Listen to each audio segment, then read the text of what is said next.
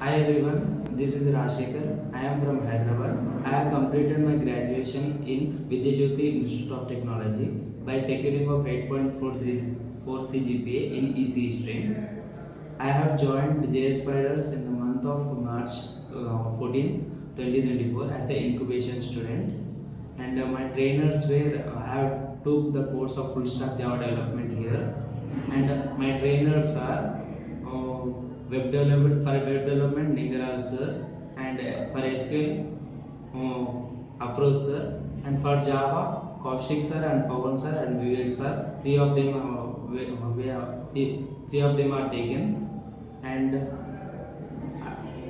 for mock interview I have given mock interviews also. In these mock interviews I come to know that my weakness where I am facing problem in skills wise. So this helps me to find my weakness, and after that I have improved by giving presentation as our Jspiders have guided me.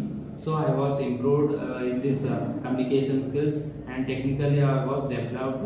And after that I have attended two to five interviews from our institutes. So I got experience with this experience I have crossed